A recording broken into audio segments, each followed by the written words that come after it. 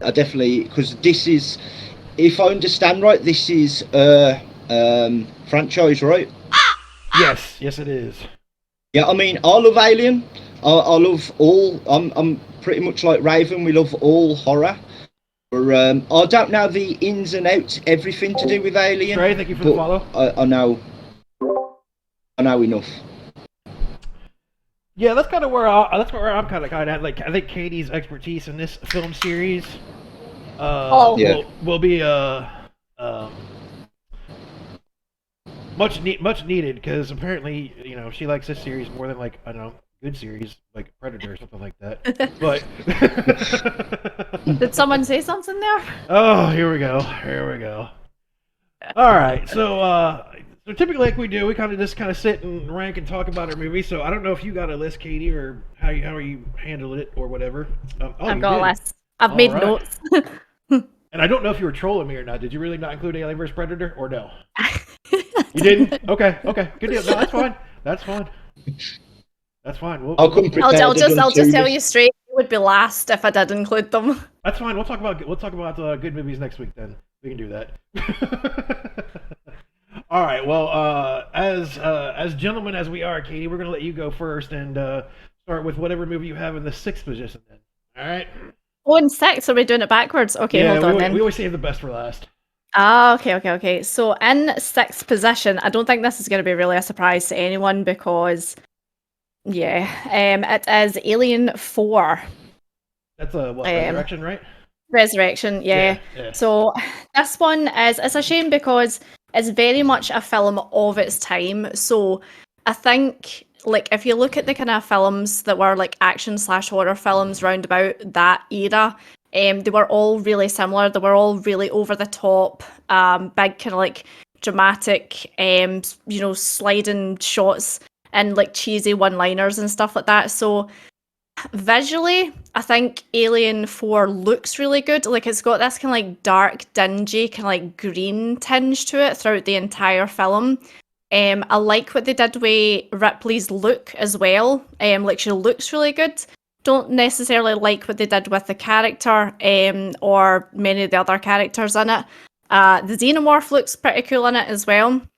I like the variation on the xenomorph that they did, but it's just so over the top and so cheesy, and I don't think it was really needed, if you know what I mean. Like Alien 3 kind of wrapped up Ellen Ripley's story quite nicely, but they're bringing her back. She's a clone. It's not her, but she's got xenomorph DNA mixed into her, so she's got like super strength and acid for blood and all that kind of stuff. Like it's a cool concept, and I think it would work really well in maybe a different media, like maybe an animated film or maybe like a comic book or something like that. But on screen, it just didn't really translate for me. There's some good bits in it.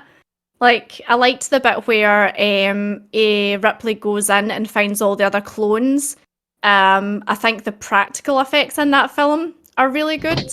The models that they did, and the kind of the test tubes and everything, and then the number 8 where it's like Alien kind of like down one side but she's still alive. Like the practical effects are really really good, but just the film just didn't really do it for me. I'll watch it if I'm having a montage where I'm watching all of them, and I'll enjoy it for what it is. It's just like a cheesy, like, 90s film. But yeah, that's my last ranking one. Oh, that's actually an astute analysis of that movie because I won't spoil anything, but we're kind of in agreement on that. But I'm gonna let Spawn go now because I don't want to step on anything you said or what he's about to say. So just go ahead, Spawn. Well, like that. Okay, mate. First of all, hello, Katie. Hi. I'll come prepared. I've done 2 lists. I included Alien vs Predator, and I included just the Alien films when Raven told me we're just doing all 6 now. Sure, if I should, at the end of the stream once we're done, I'm not sure if I should give my when we've got all 8 films, because I've got a feeling that Katie might unfollow. That's gonna be interesting. So, just wait to hear my number. Just wait to hear my number one. You might not like me after. So I may do my other list of all 8 after we've gone into it in detail. But I don't know if it's going to come a shock to people, but for me, actually coming at number 6, dead last in just the 6 Alien films, is actually Alien 3. No, I'll put it like that. I like parts of this film. I do not like the look of the xenomorph. It takes me out of the film. It's too digital for me. And I sort of like how the story will get into a certain Aliens film later, but I don't like what they do. I like it and I don't like it. It annoys me watching the film. Like, there's elements I like, but then there's just elements that just I don't know. It's got you flustered. It seems like, huh? It's like when certain people pick like The Dark Knight as a terrible movie, or put Pretty Little Liars in their top 5 TV shows. Hey, Pretty Little Liars is cool, man. but I don't know. Aliens was so good, and then to me they messed it all up. It's like, after going through all that, you're not going to check to see if there's a face hugger somewhere. After you're going to be so paranoid, and then they just kill off most of the cast at the start of the film, which in my opinion was a big mistake. And like I say, I don't completely hate this film just because it's dead last for me in the 6 Alien films. There's parts that I do like, but again, for me, the biggest part, and it might be being picky, but it's the alien just looks so digital, man. It just throws me out the film. I think the best looking part is, you know, where Ripley's up against the wall and the alien's up close to her. That shot looks brilliant. If they kept that sort of shots with the alien, I wouldn't get took out the film so much. But again, it's just you take the cast from Aliens and then they kill them all off. I'm sure people get where I'm coming from, and again, this is not a bad movie, believe it or not. It's at number 6, but I actually watch it quite a bit, and every time I watch it, it's literally what it shows them get killed in the first 40 seconds of the film, and it's like you wouldn't check if there's a face hugger. Maybe they were exhausted and they went to sleep. You could throw that in there. Or I don't know, it annoys me that they killed the cast of Aliens, which obviously we're going to come to Aliens later on. But I don't know. I can't put my finger with it, man. I don't know. And then you've got like the old dog scene with the Murphy's dog, and that's how they get with the xenomorph's different in this one. Like, because obviously giving you might as well say birth from the dog, 'cause the facehugger gets a dog and then it's walking on like 2 things. I don't know, man. It's a weird one for me, Alien 3. It's okay, but it actually depends on what theatrical cut of Alien 3 you watch. It bursts from either a dog or a cow. But the alien was called the runner alien. That was the kind of the breed of it, because it did come from an animal, but I think they did decide to go with a dog in the end, and that's why it looks different, because it wasn't birthed from a human, it was birthed from a dog. Yeah, I mean, and I've seen both versions. I actually do prefer the dog version. But like I say, I don't hate this film. It's just obviously I prefer films above it. But it just annoys me, man, that they killed the cast from Aliens. Like, why? Like, get the girl would have been older. I get that. They could have done something different with it, man. And how they killed her off was a bit annoying to me, man. Like, just say that she just dies out now when we find out they died within the first 30 seconds. Thank you for the follow. Appreciate it. And from what I believe Alien 3 come out 9 years after Aliens. I believe it was 9 years later. But did they come out in 92, and then they kill Yeah, off the main 1992. cast. I can't get it out of my head of losing the main cast in. It annoys me, man, because like I say, we'll get to Aliens later, but they shouldn't have killed the cast, man. It kills me. Well, all right, so I kind of agree with both of you, but for me, like the number 6 movie is Alien Resurrection. That movie's just awful. Like it, other than what Katie said earlier about the practical effects, because as a kind of a horror aficionado, and I like the old school practical effects. I don't like a lot of CGI. I like to have things left to my imagination, which is why I like older horror movies, like, you know, the original House on Haunted Hill, The Fog, things like that, where you don't see things, it's all like your imagination you come up with. So the practicality of Alien Resurrection, I really like. And as Noel pointed out earlier, Ron Perlman is great in this movie. I love Ron Perlman. I will literally watch Ron Perlman do anything.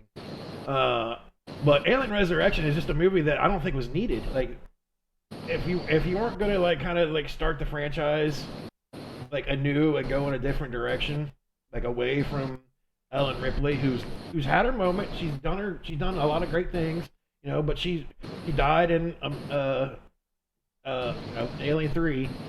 Should have moved on and like created another whole, like kind of what we did with other Alien movies like Prometheus and Alien Covenant. We've kind of moved away from the Ripley saga, and they should have did that with Resurrection. They should have. I mean, you could brought back the Xenomorphs all you wanted to, but just leave Ripley dead, because her death in Alien 3, it was Alien 3. Yeah, her death in Alien 3. I mean, it's a send-off. You know, it might not have been the best send-off, but it was a good way to end the story for her and kind of move into a different direction. And I think that was a missed opportunity with Alien Resurrection. But, I mean, I like Winona Ryder. Sigourney Weaver. You can't hate on her. I mean, even though, you know, I don't think she was necessarily needed for this film. You got the guy from CSI, Gary Duodane, I think his name is. And then obviously Ron Perlman. So I mean, it is what it is. It's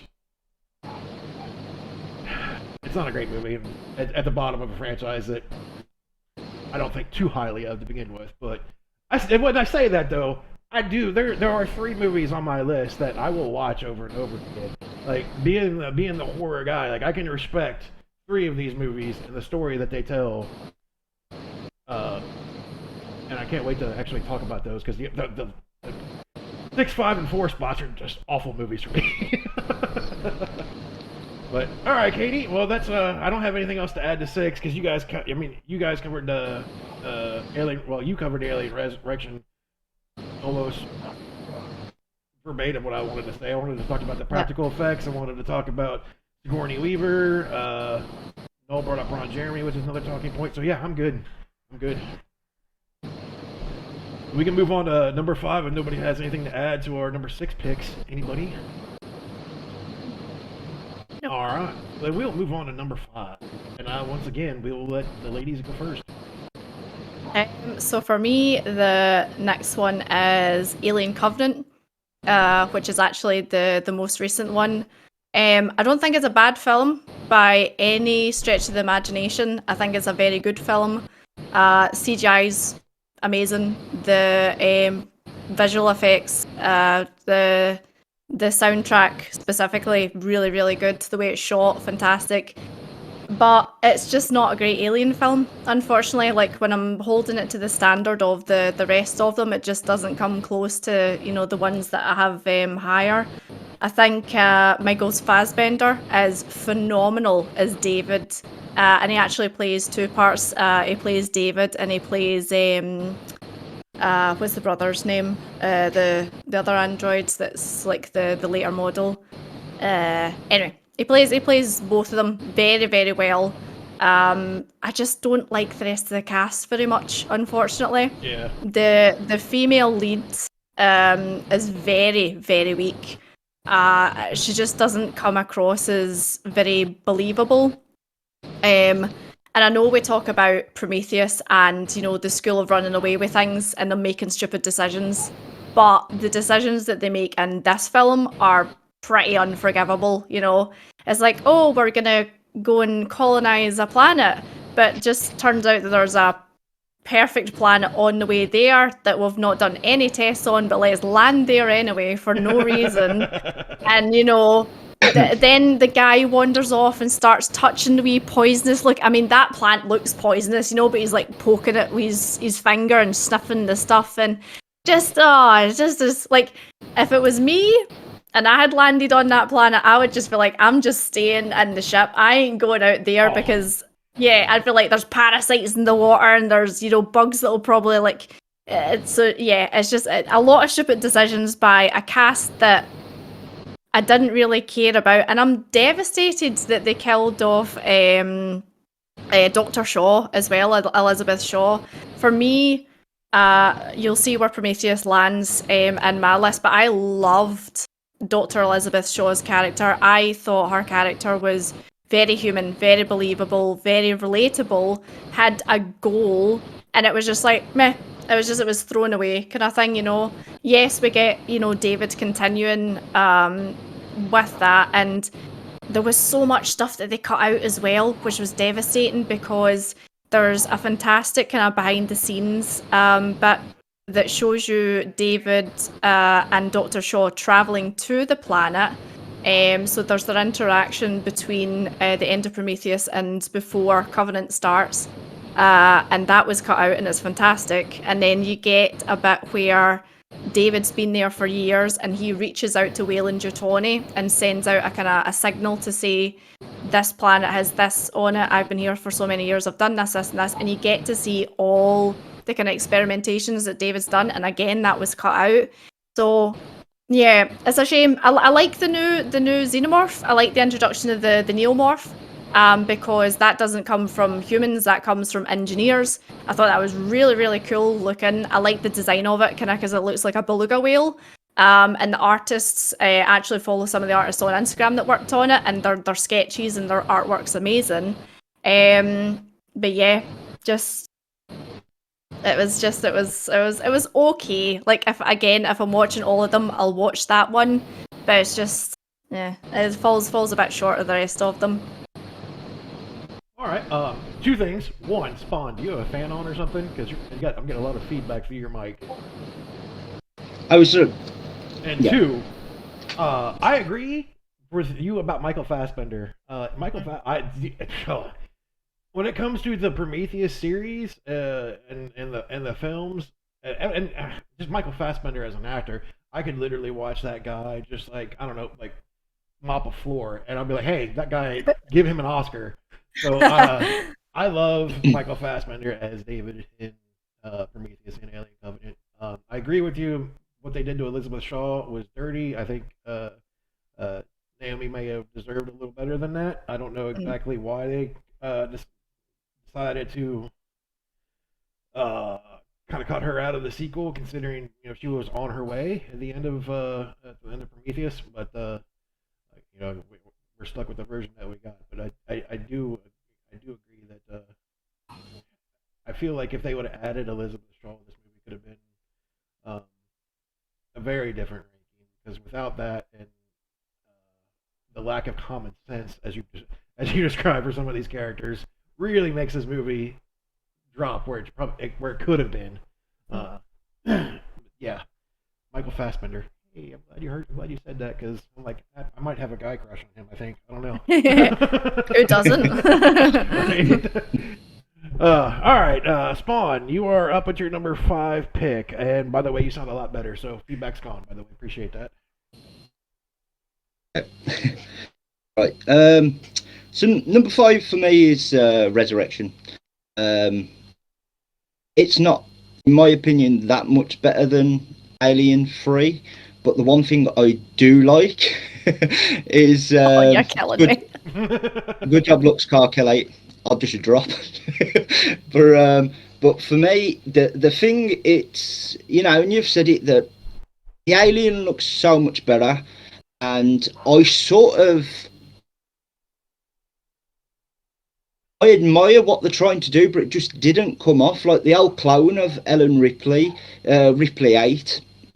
And then she's got like the Queen's DNA in her, and I get what they're going for, and they tried something different, and I'll applaud them for that, because it's a real, in my opinion, a standalone movie in the Alien franchise, if that makes sense. It's so different that it's just like, you watch it and it's just like you're trying so much.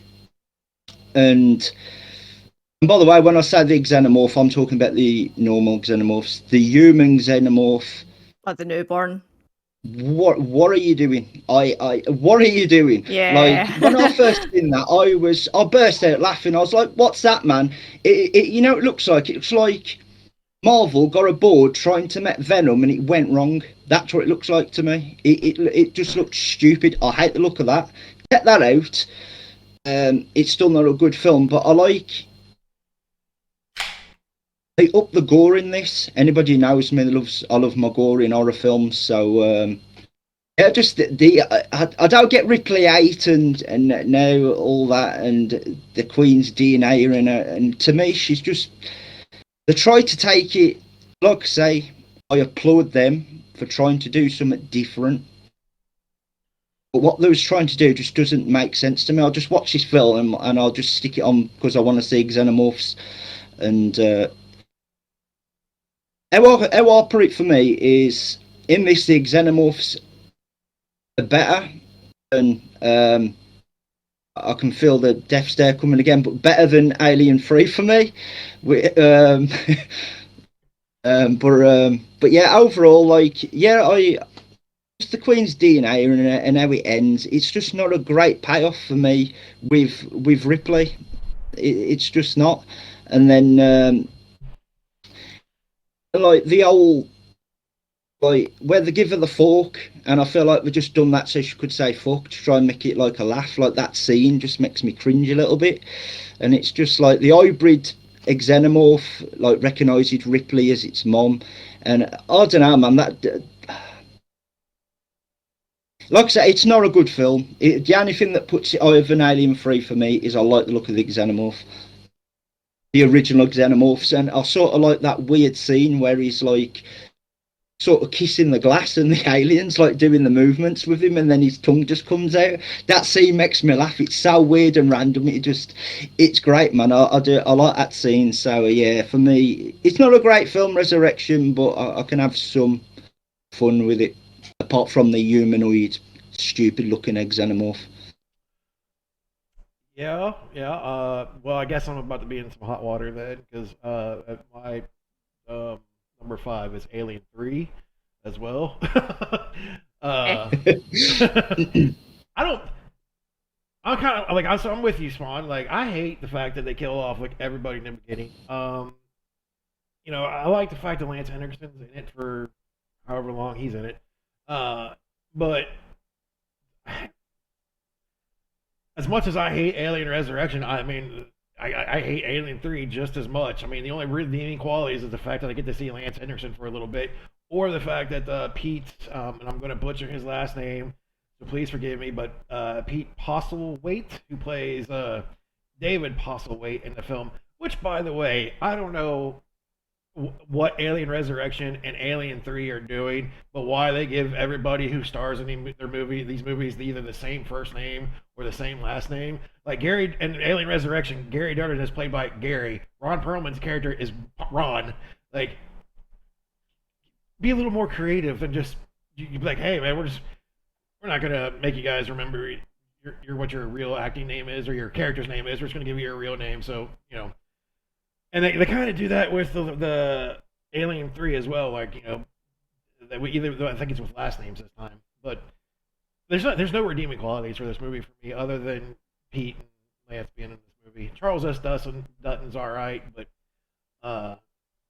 killing them all off in the beginning, I get 9 years later. It's probably hard to get Rat or whatever her name was. What was the girl's name in Aliens? Newt. Newt. Thank you. Newt. I don't know why I said rat. Rat. Like, I know it was, you can't, unless you did a whole, like, hey, it's 9 years later and they've been sleeping that long, and now here's Newt.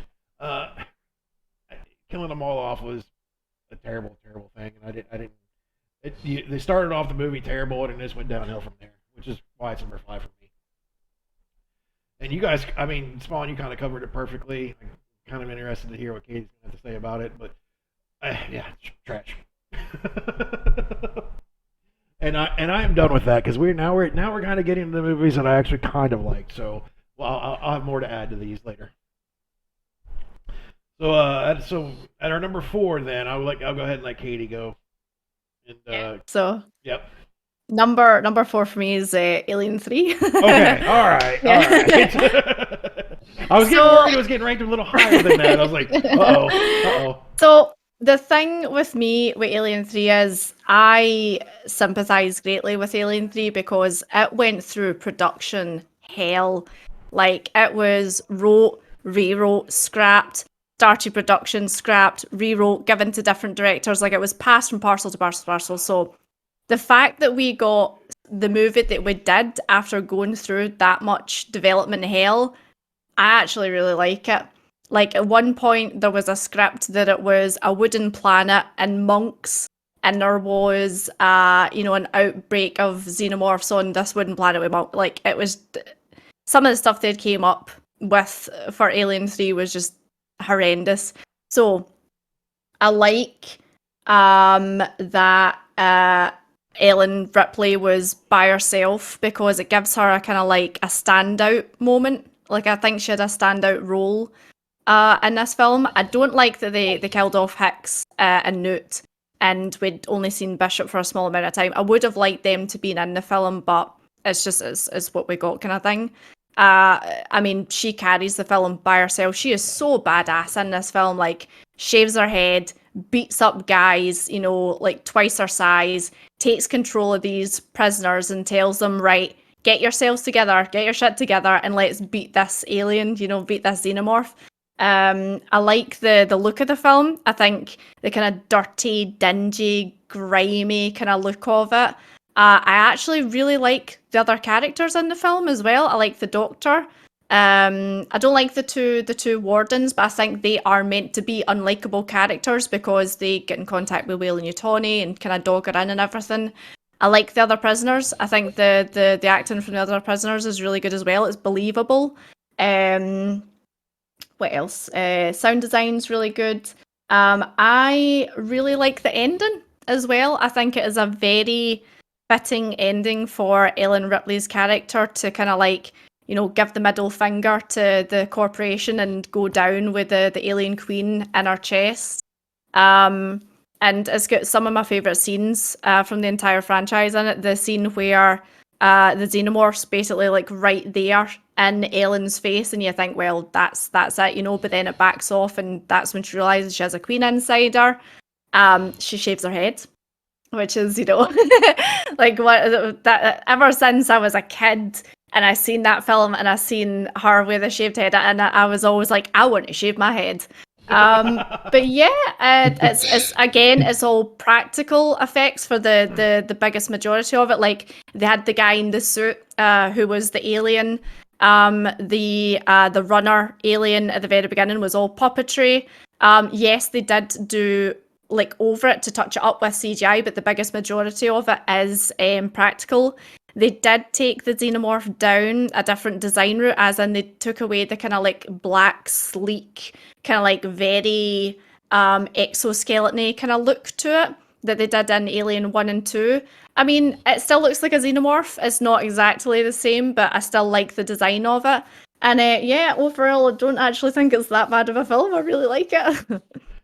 Well, it's so you touched on a point that probably gets missed on by a lot of people, including probably I'd say a lot of guys, is that there in a horror, there's always the final girl, but like it's always just kind of like she escapes. It's never like really, like Sally, she leaves in Texas Chainsaw Massacre, but there's never really I take a fight to them. It's always I'm forced to fight, and I think you touch on this greatly. Is that Ellen Ripley is full on. She's go, man. She's take charge. She's a strong female role model, and like that's something you didn't see a whole lot, was that like take charge, like bitch slapping guys around and everything like that, and you know, and for whatever reason, we're kind of falling back on our old tropes and like with Prey, like the new Predator movie, like everybody seems to be upset that like there's a strong female lead, Mm. and which I don't understand because if anybody knows anything, there's always been strong female leads. Alien is probably god tier when it comes to that.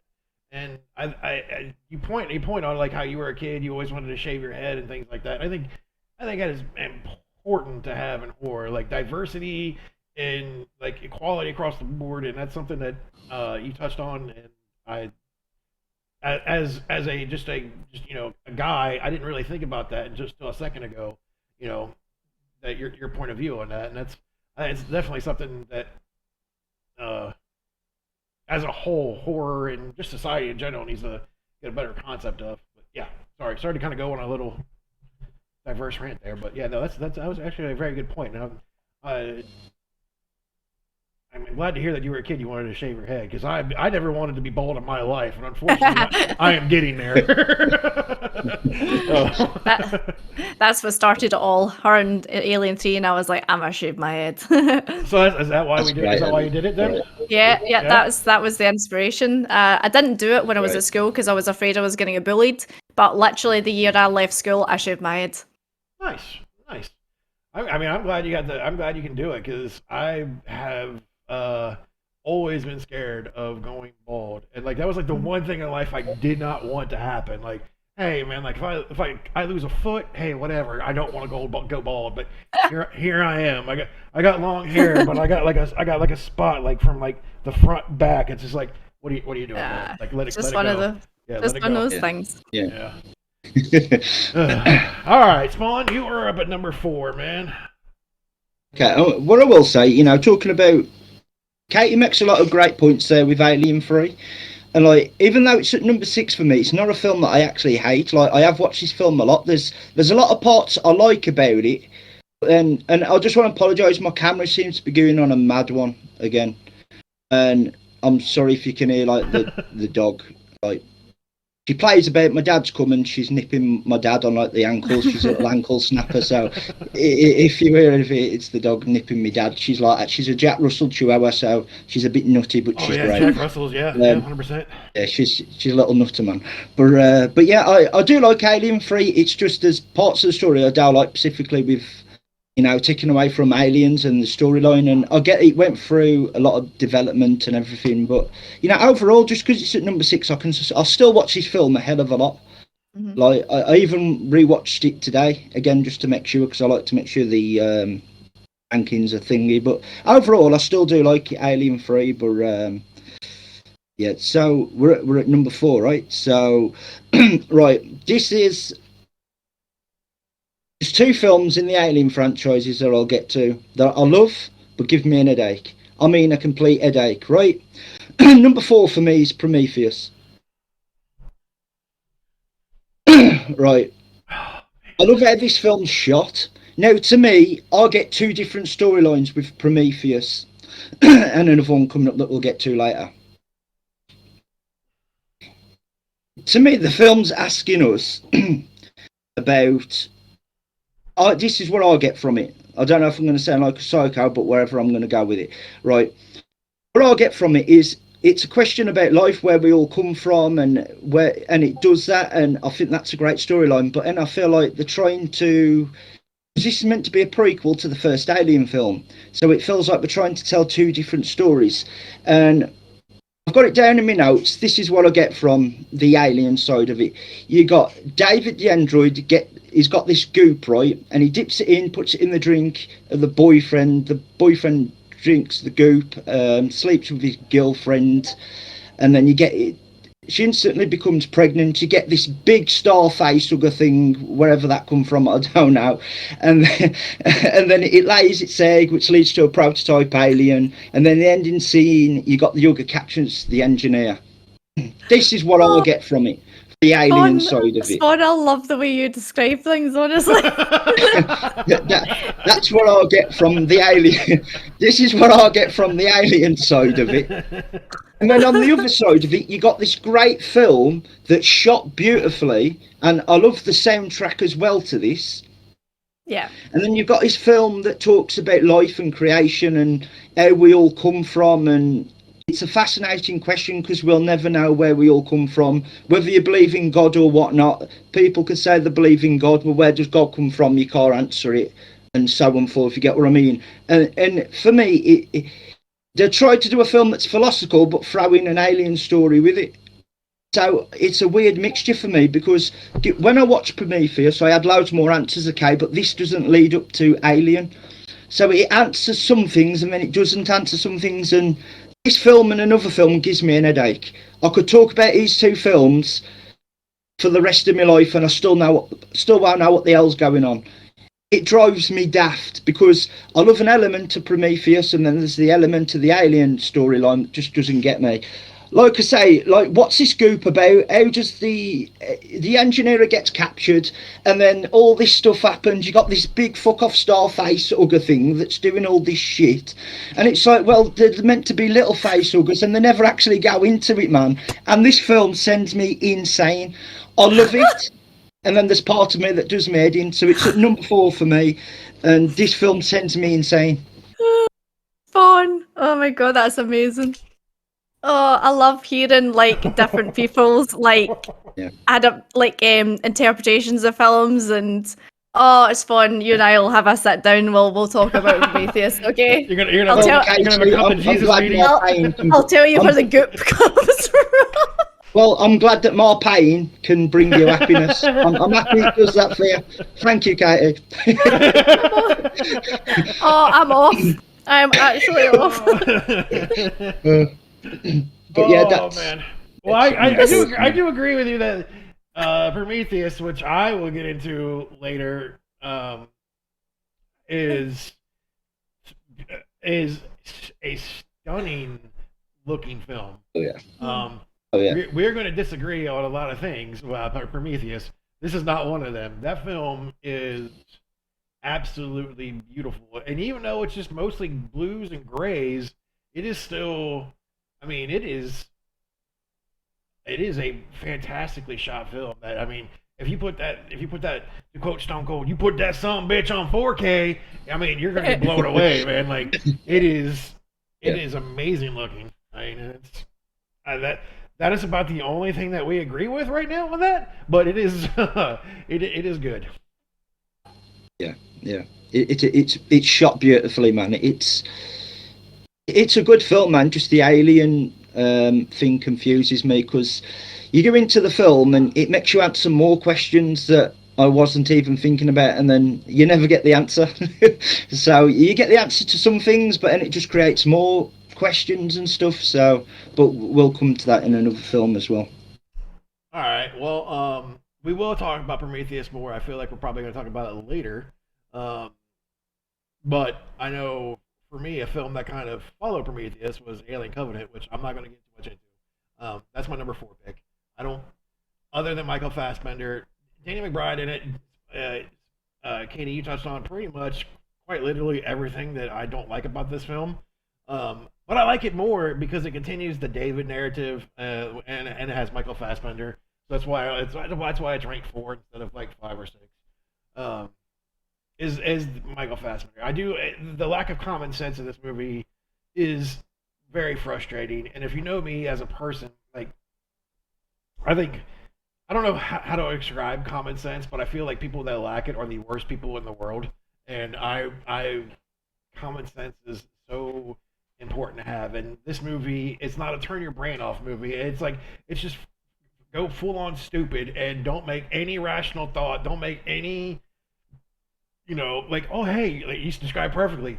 That plant is fucking poisonous. Like that thing will kill you. And he's all like, hey. Like, no. It's like poking at his finger. Yeah, oh, hey, here's a weird looking plant from a planet that I have no idea where it's from. Here, let me shove my whole fist up its butt. Like, no, it's not how it does. Like, you can't, no.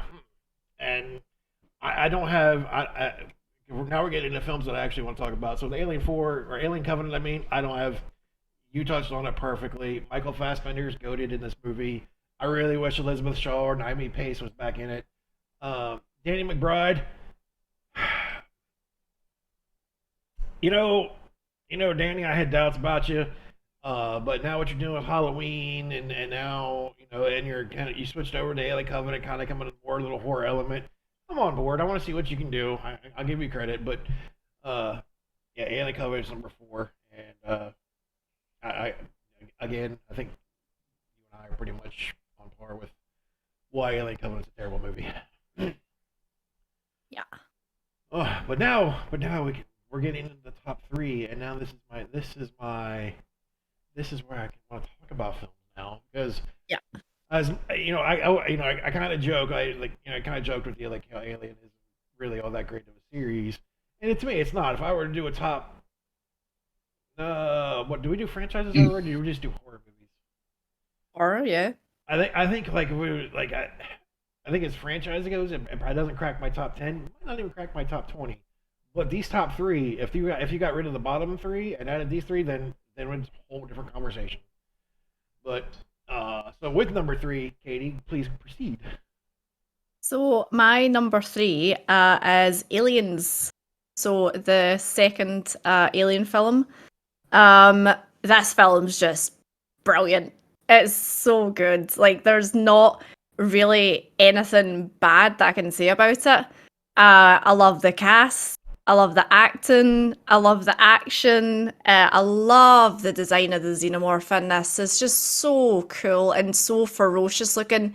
And there's more of them as well. There's not just one, there's a whole squad of them. I love the relationship between Ellen Ripley and Newt as well, because Ellen, being in cryosleep for so long, discovers that her child, her biological child on Earth, has actually passed away because she's been floating around in space for like 60 plus years at this point. So the kind of relationship that she then gets to rebuild with Newt is really nice. The Marines are just awesome. Like, I love every single one of the Marines. I mean, Hicks is like, fantastic. This film has some of the best lines from the franchise as well, Like, they're coming out the walls, they're coming out the goddamn walls, and, game over, man! Game over! Like, when he's having his freak out. The Alien Queen was a fantastic add to the franchise as well, because we've not seen the Alien Queen before. We'd literally just seen the xenomorphs. So it was nice to see where they came from, and again, practical effects. I've watched the behind the scenes making of this so many times, because they literally make this thing out of foam, latex, and like machinery inside of it, because they didn't have too much of a budget for that, and it just looks phenomenal, And then one of my favourite things about this film is the showdown between Ellen and the Queen at the end, where Ellen's in the power suit, and she just stomps out and she's like, "Get away from her, you bitch!" Like, it's so good. And I've really not get a bad thing to say about anything about this film. It's so good. I love it. That's going to be interesting, because we still got 2 films to talk about. We don't have anything bad to say about Aliens. That's interesting to see what your take on, obviously, now Alien or Prometheus will be. So this will be fun. This will be fun. And so at number 3, if I'm for Spawn here, well, actually, Katie, first of all, I'm a little shocked that Aliens is at number 3. I thought it'd be a little higher, because a little spoiler alert, it is for me. But I agree with you. This movie is probably by far the most quotable movie. Bill Paxton delivers great lines, and everybody in this movie, which we'll touch on again, Michael Biehn, Ellen Paul, or Sigourney Weaver, Paul Reiser, even the little girl that plays Newt, can't remember her name. I'm just gonna look it up real quick. Carrie Henn, Vasquez, Jeanette Goldstein. Everybody in this movie is great, and I love it. I love it. And we will obviously get into that a little bit. So Spawn, given with the 3 films left, and given your take on Prometheus, I'm going to say that the next film in your number 3 spot might be a continuation of that series. I don't know yet, but that's my guess. Yeah, well, number 3 for me is actually Alien Covenant. Now, I really like this film, but believe me, this film is. The reason why I prefer this film, just a pinch over Prometheus, is we actually see a xenomorph, and I think the xenomorph in this is brutal. I remember when the trailer come out and it showed you like the alien's tail between the woman's legs, and I jumped off my chair. I was like, "Oh my god, this is going to be amazing! This is going to be brutal," you know. So, and then the film come out and it's the same relationship with Prometheus for me. I love it, but then there's parts that does me in. And again, this film may get away with it. I've also got notes for this because this is another film in the franchise that absolutely drives me daft that I still enjoy, right? So you've got David, who basically has a god complex, right? He's got his genetic experiments. That's where the xenomorphs apparently come from, right? And then, like I said, I got my notes because this film gives me an headache as well, even though I love it. Walter puts Daniels in the stasis. She realises it's really David and unable to escape before falling asleep. And then you get the crew members of Daniels were killed by the earlier solar flare incident. I hope people that have seen the film know what I'm on about. And he was obviously pretending to be Walter. And that's how I get to me, he had a god complex and he wanted to create these other things and he created the xenomorphs. But still, you've still not answered like the face huggers and everything, and where that big off star face fucking face hugger thing come from, and it still doesn't answer these questions. Now, I like it more because it's got the xenomorphs, the gores in it. I like the tension in this, as Katie said. The soundtrack's amazing in this film, and I think I like the cast a little more than what you both did. Like, I enjoyed them a little bit more than what you two did. But for me, it don't answer all the questions, man. And I'm still waiting for the film to come out to fill in all the blanks, but it never does. I mean, even though you could sort of see that, you know, that with the old Walter storyline and David, you could sort of tell that it was David, but I still liked how it played out, and her face was like, you could tell that obviously in the film she don't know, and I sort of like the shock horror of her, and then you put yourself in her situation, like you're going to sleep and you know it's the wrong one, you end up with a alien jumping out your chest with a xenomorph. And like I say, yeah, I like this film, it's entertaining, but just like Prometheus, it answers some questions. Now, answer some questions, but it leads you to even more questions that just drives me daft, man. Them two drive me daft, but I really like them two films. So, yeah, for me, Alien Covenant, but we need more of these films so they can fill in the blanks still, because to me, apart from the one thing I did like that it did from Prometheus, was the set looked exactly like the set from Alien, so that put a little thing in it. If you look at Alien, the first Alien film, and then you look at Covenant, it's got a lot of the same places, so it's leading up to Alien. If you look at them two and compare them, it's exactly the same place where we first see Alien in Covenant. I did like that they added that to say this is taking place before Alien. It actually shows you. I did like that, but yeah, for me, it's at number 3. It's not perfect, and the only reason why I will say this: if we saw more of the xenomorphs in Prometheus would be higher than Alien Covenant. So for me, it's at number 3. All right. But explain. Okay, I was curious how Alien Covenant would beat Prometheus for you, but you explained it with the lack of xenomorphs. I know that is this is one of your top 5 favorite franchises of all time. So I know that it ranks highly for you. So lack of xenomorphs makes sense why you would rank a movie lower than others. And I get that. All right, I'm on board. Yeah, and plus it's got more gore. Yeah, that's fair.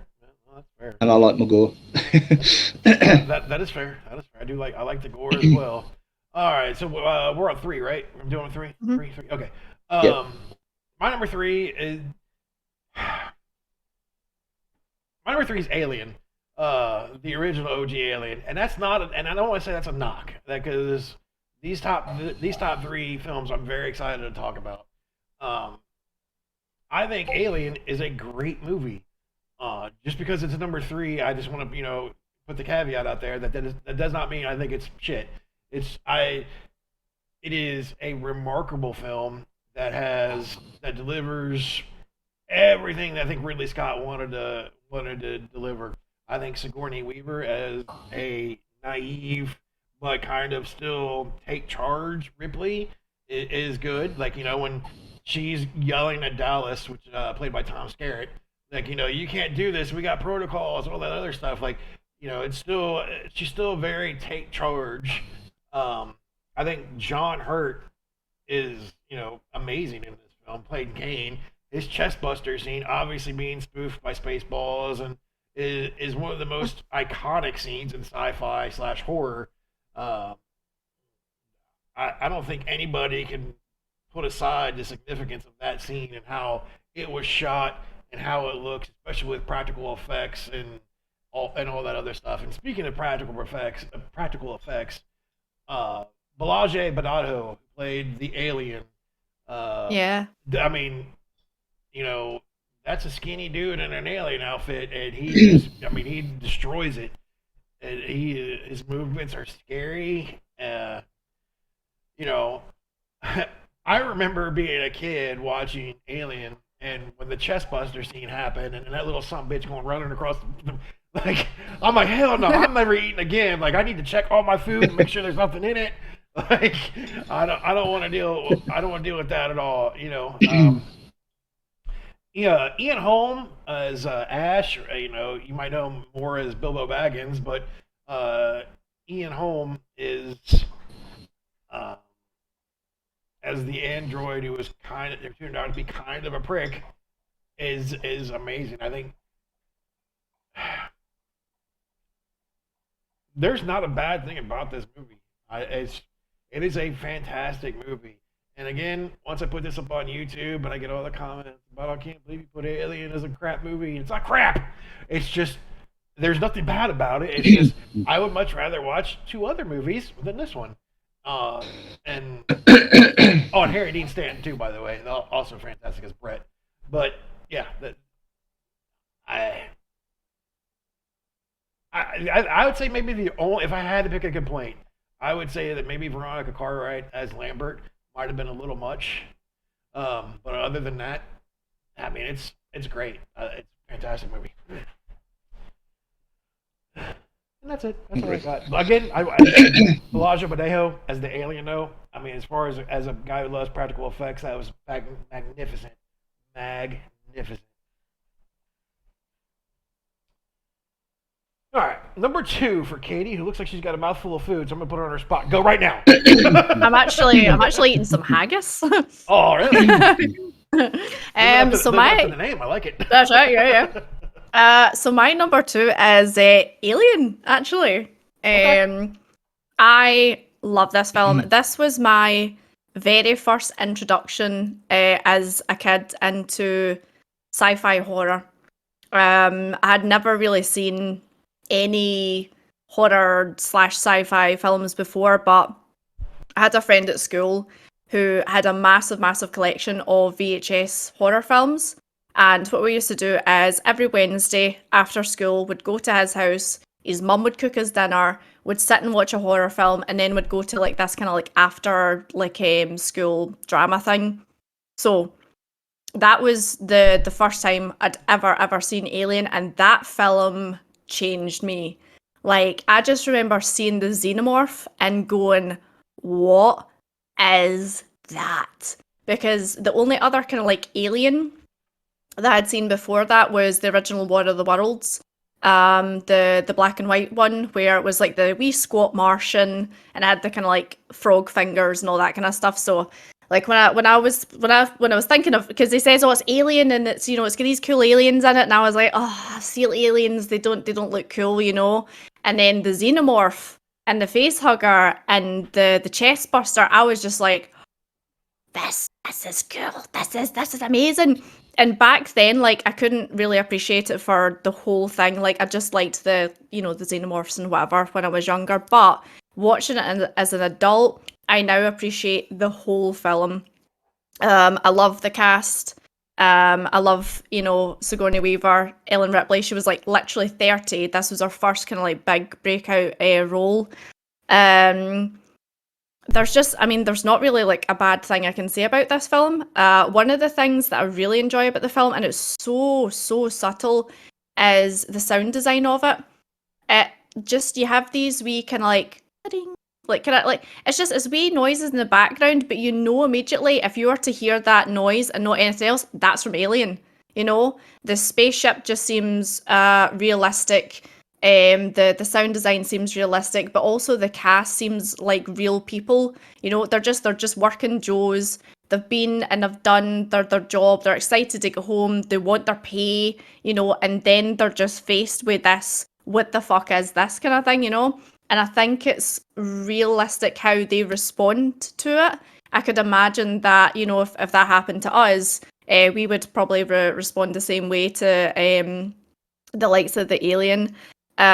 Speaking of the Alien, I love Geiger's work. When you see the spacecraft for the first time, and it's all the kind of like dark, like rib cage, kind of like inside it, and then you've got the kind of the ovals, like everything's very kind of like sexualized as well. Like even the look of the xenomorph itself, like Geiger's work's incredible. Like I've actually got his books next door.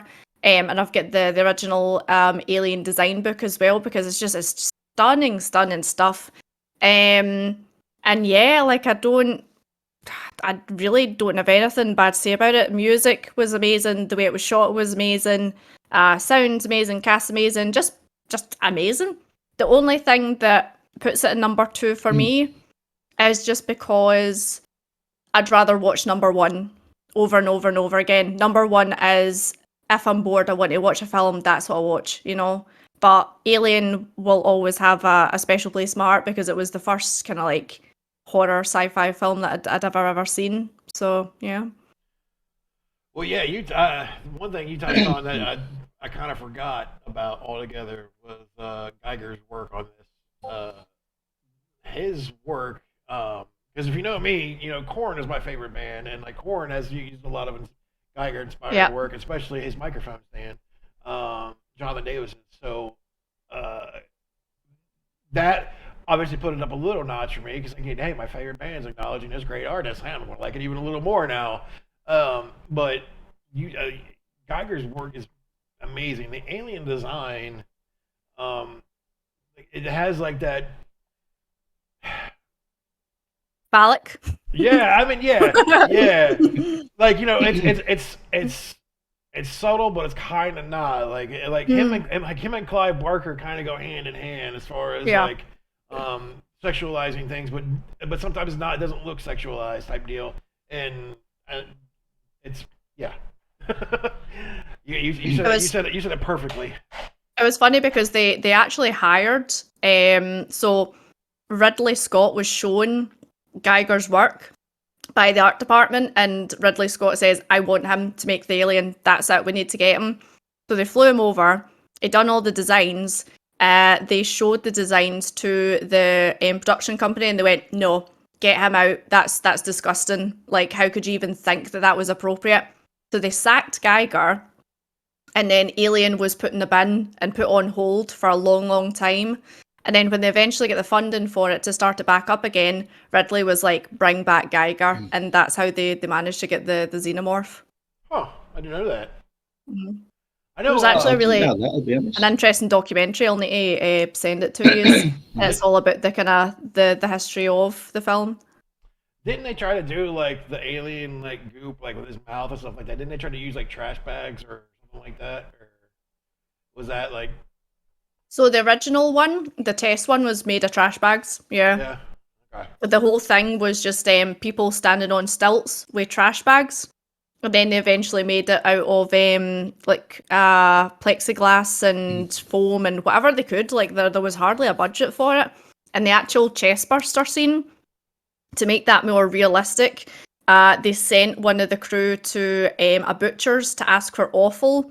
So offal is like the offcuts of meat. So it was like organs and stuff like that they couldn't use. And they stuffed it inside the fake chest cavity so that when the chest buster burst out, there was like all bits of kind of meat and stuff. But apparently because of the lights on the set, the amount of hours they were there filming, it stank.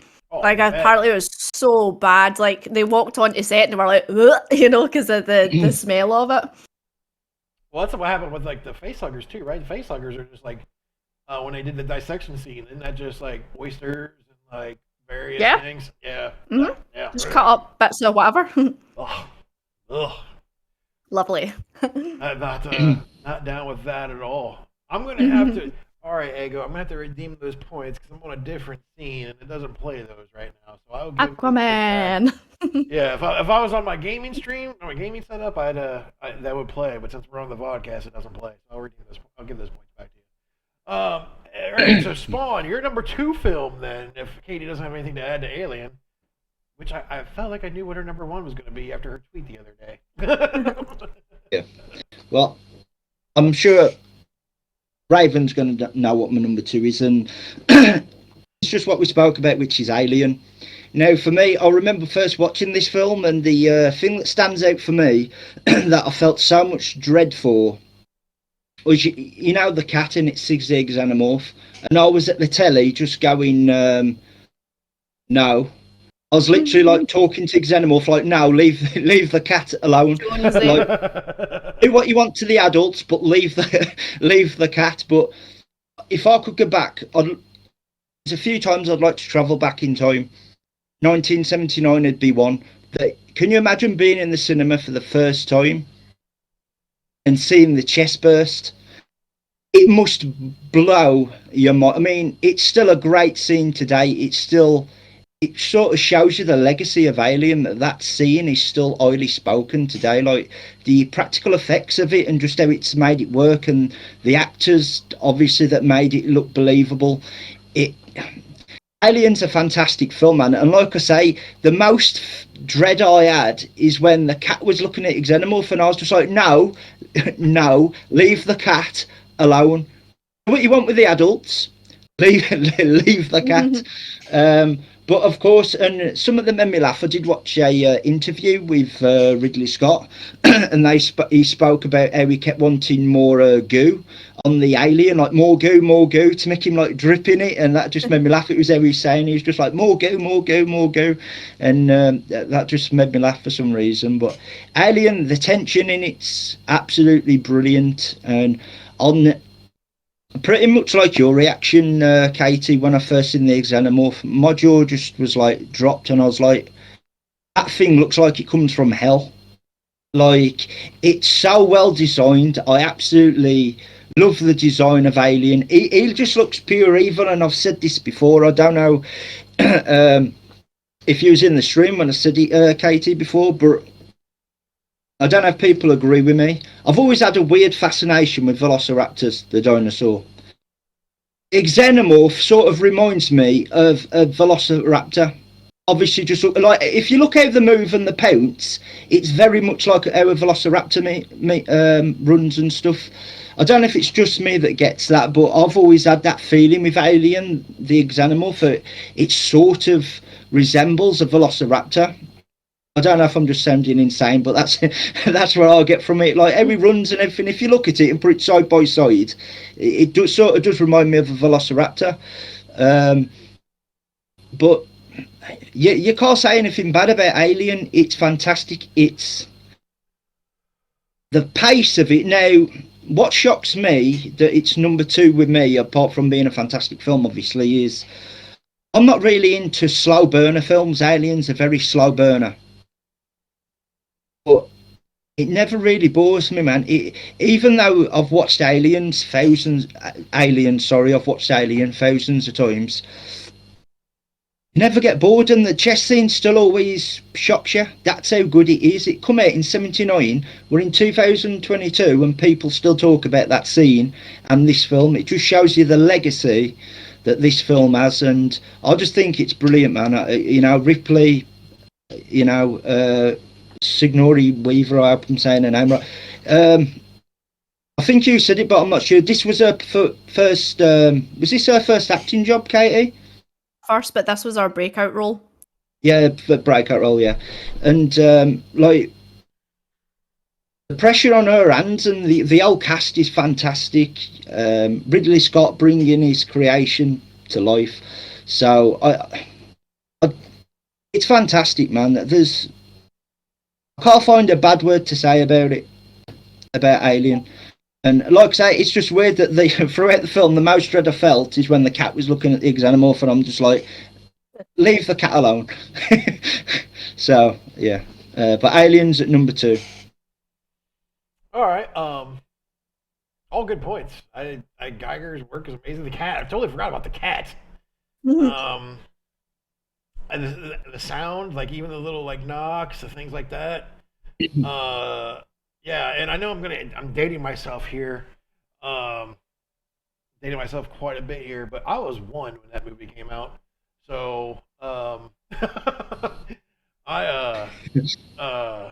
kind of grew up with the Alien franchise. So that was yeah, I can't believe it came out in '79. You keep saying '79. I'm like, shit, that was so long ago.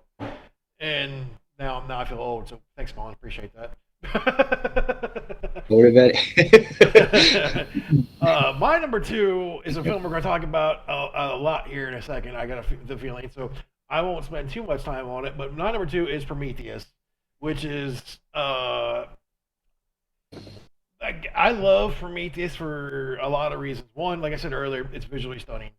2, I'm not an atheist, but I feel like there's other things that are out there, and I don't want to get in like whole like a religious debate, but Prometheus kind of really touches on something that I feel is probably accurate. Is that the whole engineer dropping, as Spawn puts it, the black goop and creating life on Earth, like, and then essentially us, the humans, now going to this planet and finding our God.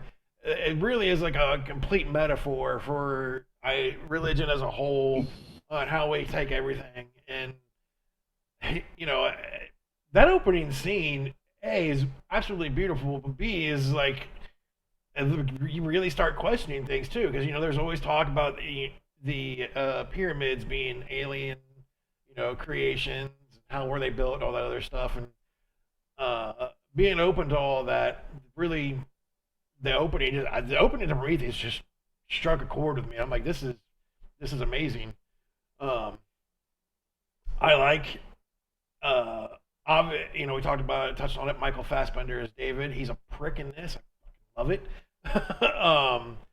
Charlize Theron as Meredith, also kind of a prick. Naomi is Elizabeth Shaw. This was a great touch off to like a prequel, I guess, to the Alien franchise. I love it answers one of the biggest questions that we've always had, which is, where did the space jockey come from? And now we know that the space jockey is essentially the creator of our life, and ultimately they are the engineers.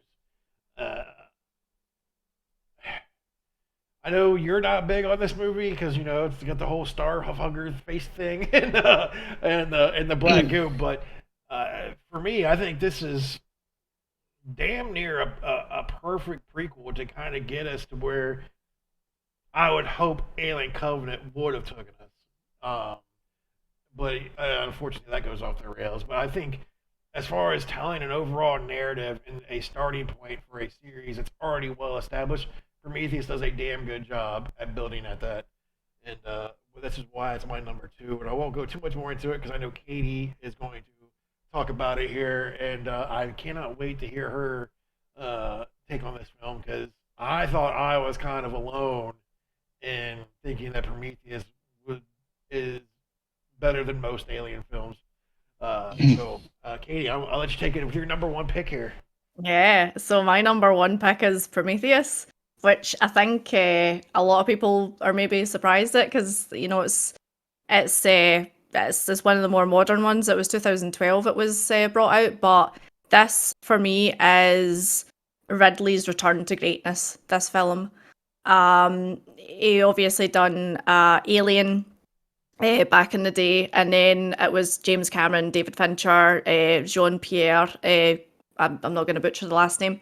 There was a long line of directors that took over, and some of them butchered the franchise, I suppose. And Ridley's always said that was his one thing, was where did the space jockey come from? Because it's this massive, hulking, like bizarre looking thing that we get to see for not even 5 minutes in the first one, and answers and questions unknown kind of thing. So yeah, that's that.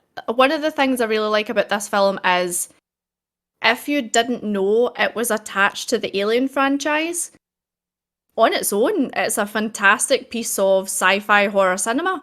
And it has themes in it, like, life, death, meaning of life, creation, religion, like some really, really deep, thought-provoking themes to it.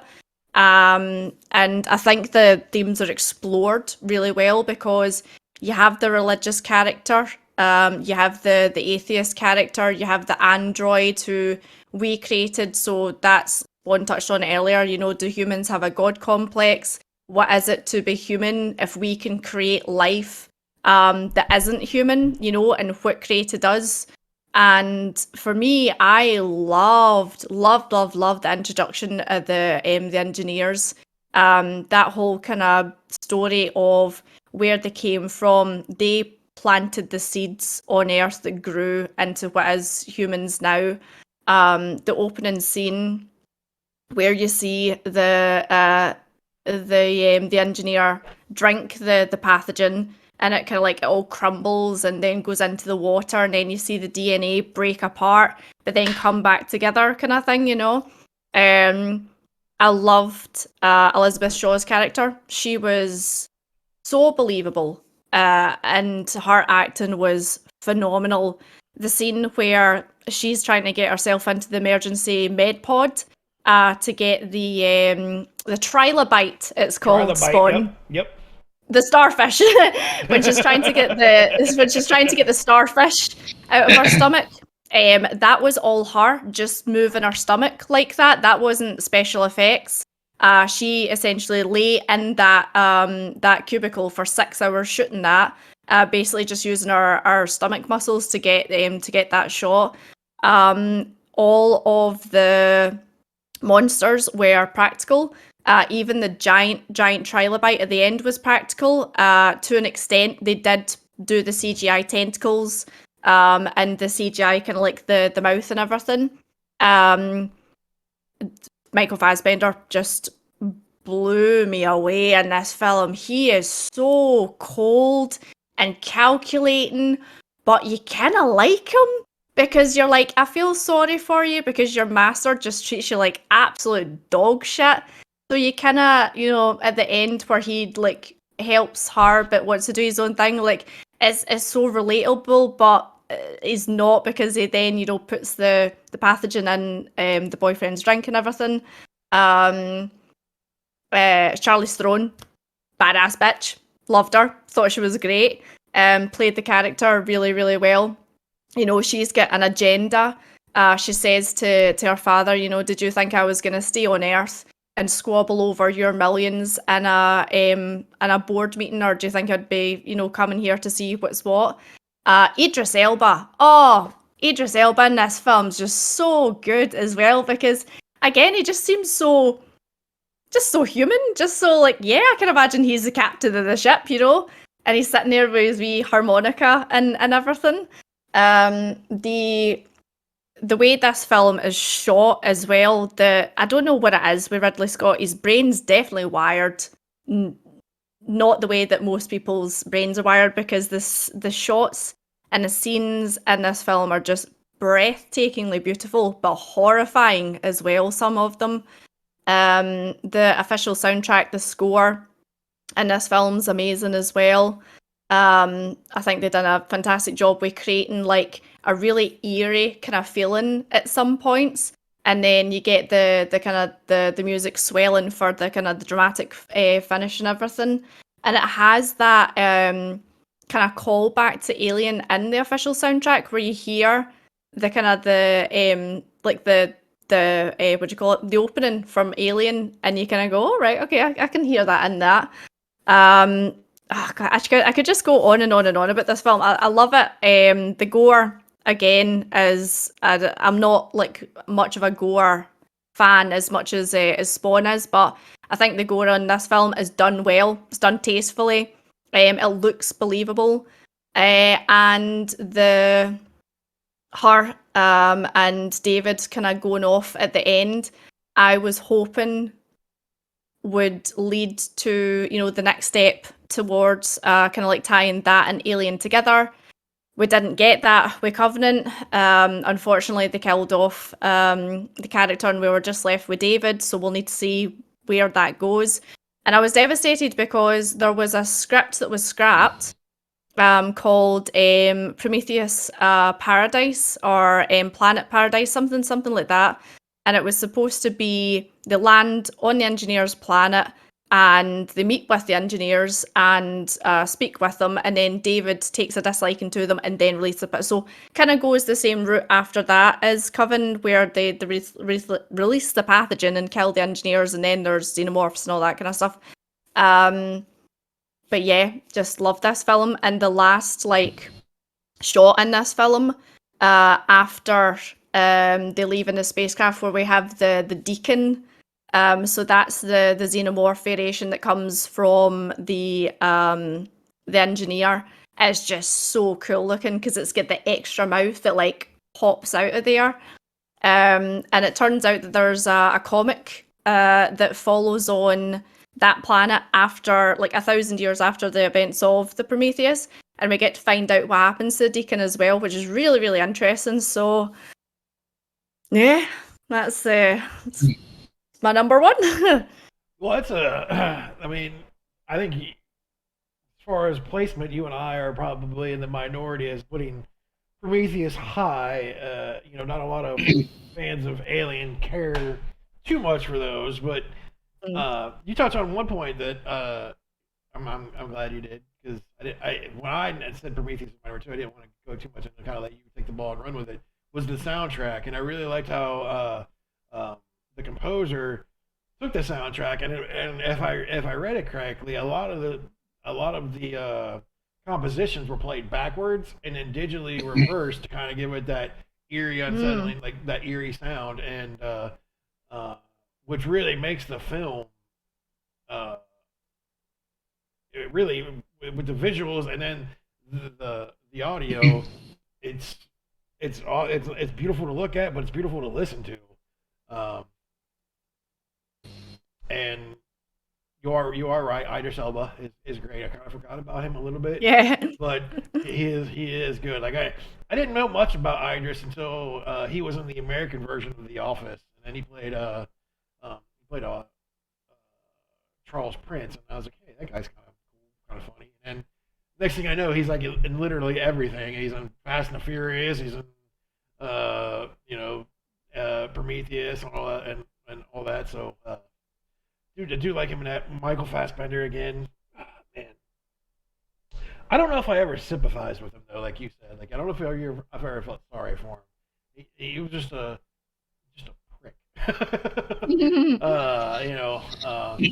Kind of did. That's like there was one scene that really made me sympathize with him, and it was when he's at the pool table after they've discovered the alien, the engineers and humans they come from the same place, and the doctor says to him, something about finding where they came from, and he was disappointed, blah blah blah blah blah. And he says, well, let me ask you something. Why did you create me? And he just says, because we could. And he says, can you imagine how disappointing that would be to hear from your creator? They created you just because they could. And the doctor says, well, it's a good thing you can't get disappointed then, isn't it? But we all know David's not like, Bishop and the other androids. He's been programmed. He is very, very human. And he does have emotions. And it just kind of goes, yeah, I suppose that is a good thing, but you can see it's like, no, he's not a happy bunny. Yeah. I mean, I guess I can feel that. I know. He's just so good. Like, I mean, Mm. that's the problem. Is like once he goes full on like dick mode, like it's just like, hey, I just want to slap the shit. I want an alien queen to rip you in half, or I want your head to get ripped off. Like do something. And then he gets his head ripped off. Yeah, yeah, yeah. Oh, I forgot to say that as well. The design of the engineers, I love what they've done with them because I never thought of that was a helmet. So I'm thinking these things are going to look like elephants, because of the kind of the trunk and the kind of the skeleton. These things are going to look weird. And then the design, the way they designed them, they took the Statue of David, marble carvings from like ancient Greece, Rome, all that kind of stuff, and Elvis, funnily enough, as well, and kind of like put them all together to make this. They said it was like the perfect face. And you look at these things and you're like, they are terrifying, but also kind of like beautiful as well. I really like the design of them and the language. So this is just a funny wee kind of like tidbit. At the very beginning of the film, where David's alone on the ship by himself, he is learning languages in order to be able to communicate with the engineers. And he's learning off a screen, and the instructor who is on the screen is actually a language professor from England. And he speaks like these dead dialects that no one like kind of really knows anymore. And Ridley Scott was basically saying to him, well, we could hire an actor to try and say these, dead dialects, but why don't you just do it? And the guy was like, yeah, okay. So he is a professor of languages, and that's why they got him to do it. Oh, that's cool. Mm-hmm. Yeah, I know. Where was it going? Shit, I lost my train of thought. I hate when that happens. Holy crap. I didn't know that. Do you know which dead languages they use by chance? Mm-mm. No? Damn it. Okay. No. I know, speaking of the engineer and like the space jockey, I think the only complaint that I had, and I can't remember if it's fully addressed or not, is that in Alien, the space jockey looks huge. I mean, like huge. I don't.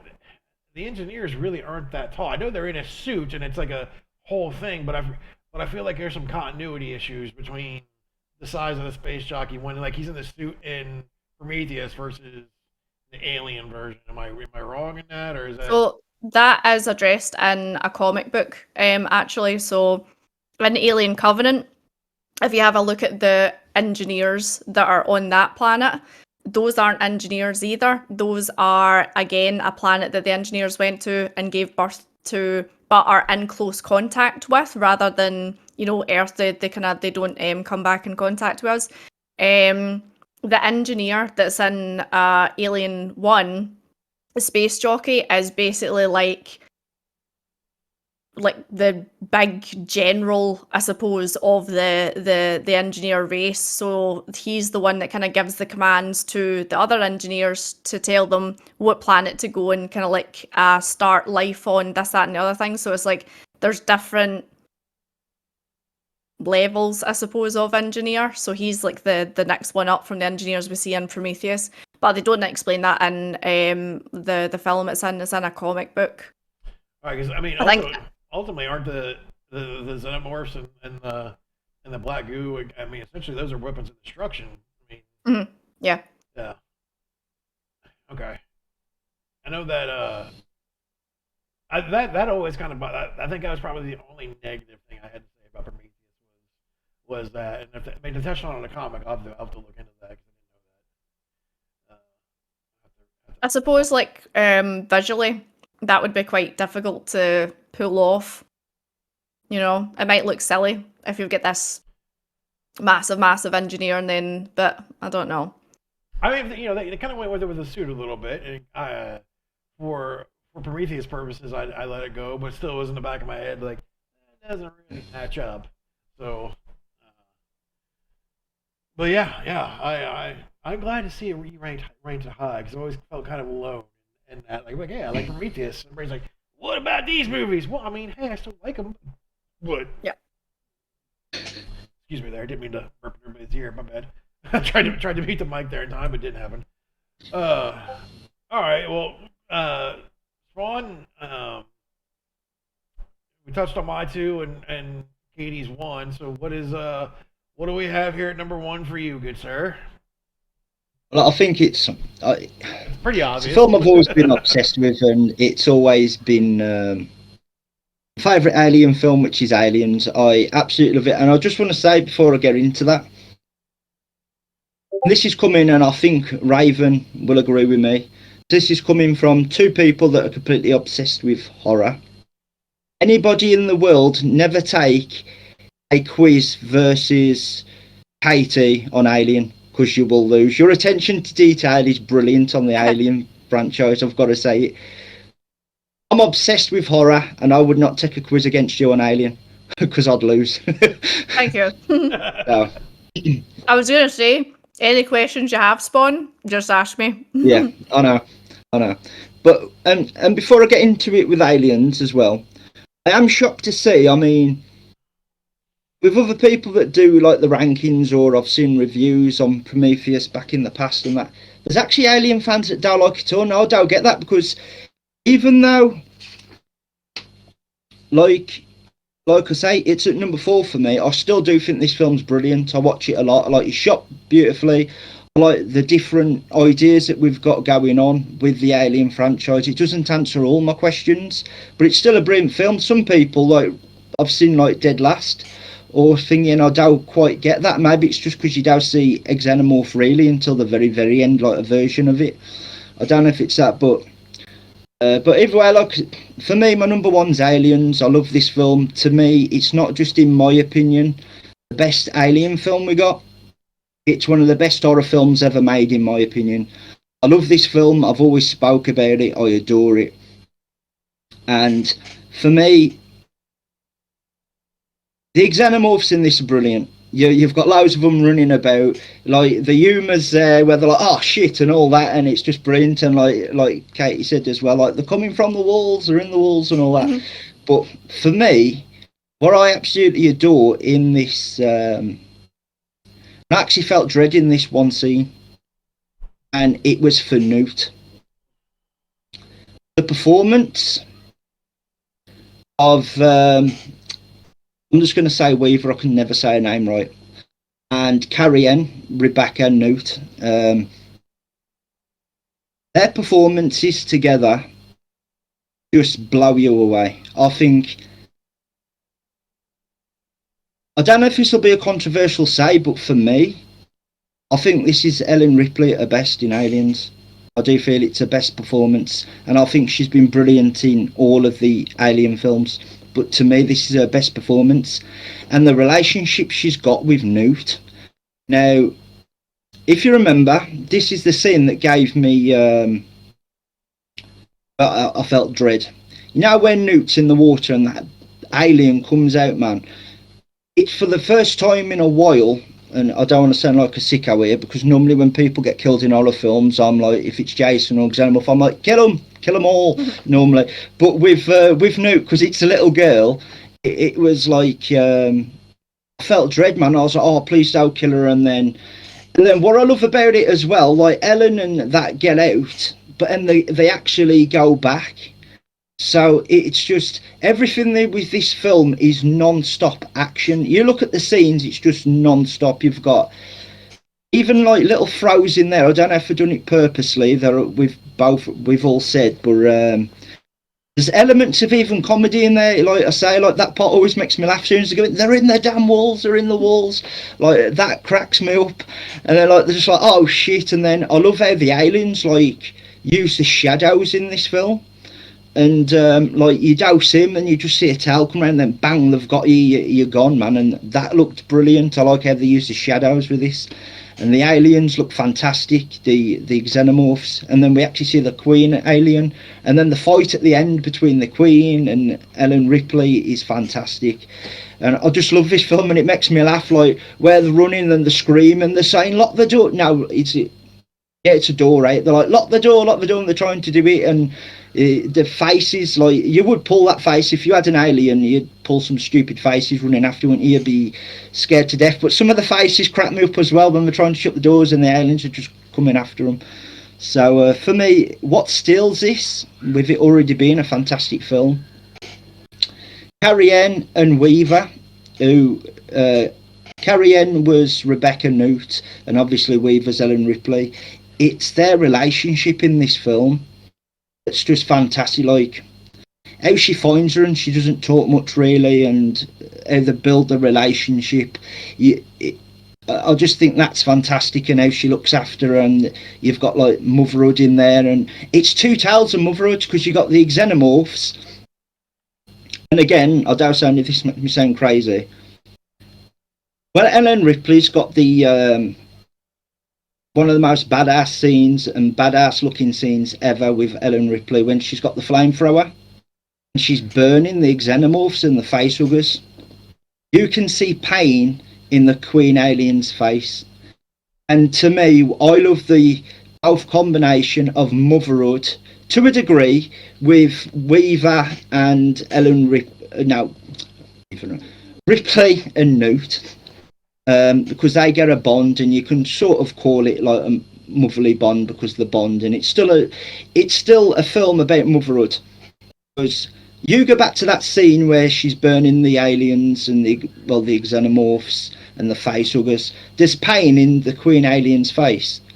Now you're never going to sympathise with the Queen Alien, but that's her babies, and you can see pain in her face, and to me, that was such a touching scene. It's like we've got a monster here, but we're going to show that even a monster here has emotions, and she loves her babies, which are the xenomorphs and stuff. And I just think it's a great touch on motherhood, and the film, it's just fantastic to me. I love this film. I can't even pinpoint how many times I've watched Aliens. It's over and over, and like I say, Ripley and Newt, their relationship's fantastic, and then the relationship between the Queen Alien and her xenomorphs, and just that thought alone of showing pain on the Queen Alien's face of her babies being killed, because that's what it is, whatever way you look at it. Xenomorphs are monsters, but the Queen Alien's a monster, but she loves her babies, and you can see the pain in her face, and that always touched me in a weird way. It's like the monsters, but they've got feelings here, and you're killing her babies. It's a weird take, if you get where I'm coming from. But I think Aliens is absolutely fantastic. To me, in my opinion, it's not just the best Alien film. I think it's one of the greatest horror films ever made, in my opinion. I absolutely adore Alien. And again, Newt, man, why did you kill her in Alien 3? This is what just made him. They killed the entire cast new enough of Alien 3. I know it's because she was older, but I don't know. But either way, I absolutely adore Aliens. I think it's amazing. I agree. And go ahead. And a great direction by James Cameron, I will say. Yeah. Directed that brilliantly, which is hard, considering when Alien come out. Well, good old Noel kind of says it. He says Alien 2 is one of the best films ever made, and he'll die on that hill. While I won't necessarily go that far, I will say that this is the greatest sequel ever made, which is Aliens, which is why it's my number one. Everything about this movie is great, and as you know, it was 86, so I was 7, I guess, when it came out. It had scary ass aliens. It had a kid my age. I was like, holy shit, how would I react in this situation? It had the comic relief, like it had like the idiot, but like the bumbling idiot, which R.I.P. to Bill Paxton, was I might be actually called out. I'm actually like that. My wife says Top Gun Maverick might be the greatest sequel of all time. I'll get back to that. But Bill Paxton is amazing in this film. Michael Behan, however you want to pronounce his name, who I love in literally everything that guy makes, whether it's Tombstone, whether it's Terminator, whether it's Aliens, is so good. And this is a perfect element of action, sci-fi, and horror. And I know I'm probably get shredded for this, but I as much as I love space and the science regarding it, I despise sci-fi movies. I am not a sci-fi guy. Like movies about space and all that other stuff, and like different planets. And I'm like, we don't have that technology, so I'm like, I don't care. That's not my thing. But like with the Alien franchise, it's always been one of those things that, even though I despise sci-fi and the space element, it's always kind of elevated itself with the horror element, and more importantly, the acting. Lance Henriksen in this movie is god tier. I love him as Bishop. Bill, like I said, Bill Paxton, comic relief, who, by the way, is the only person to be killed by a Terminator, a Predator, and an alien. That's a hell of a crown to wear. Sigourney Weaver, Ellen, she's really take charge here. She's telling everybody they're fucking idiots for going back to this planet, just nuke the shit out of it. But then she realizes, that's actually not the way, because she stumbles upon Newt and kind of takes that motherly role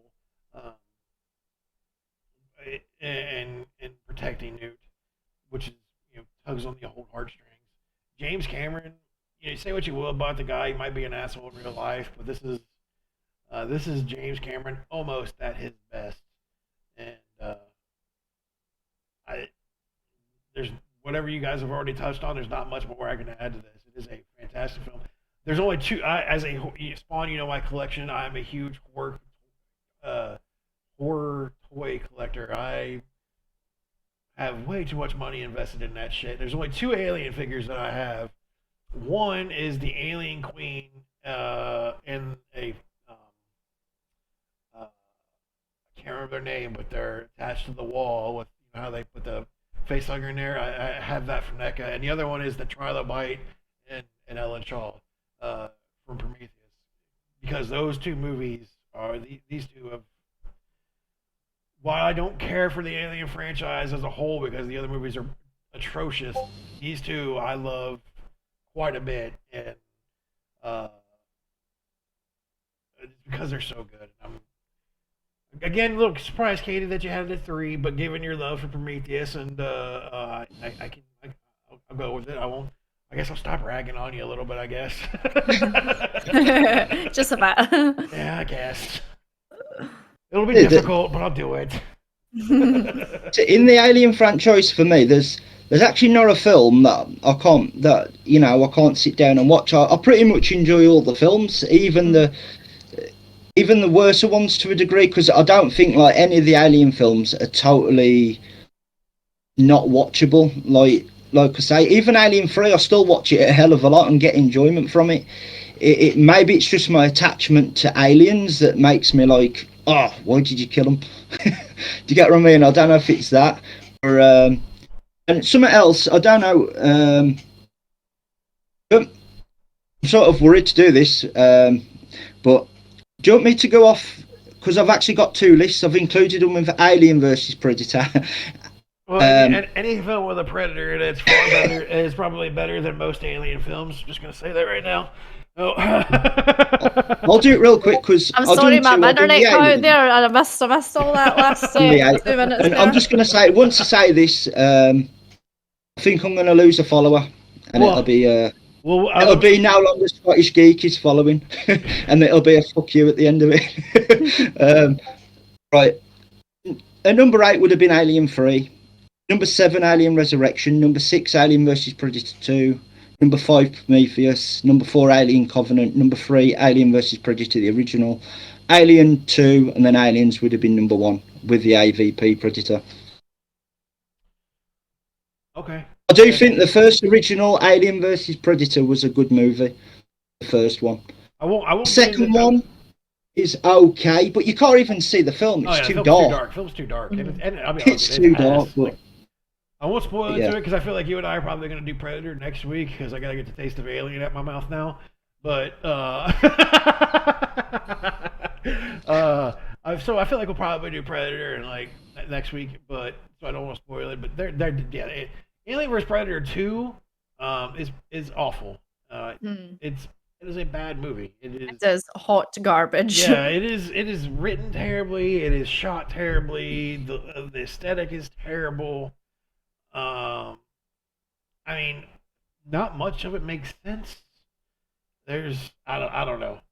Alien vs Predator, on the other hand, let me go back to my list here. I'd probably have it 4. I would say if I were to do it,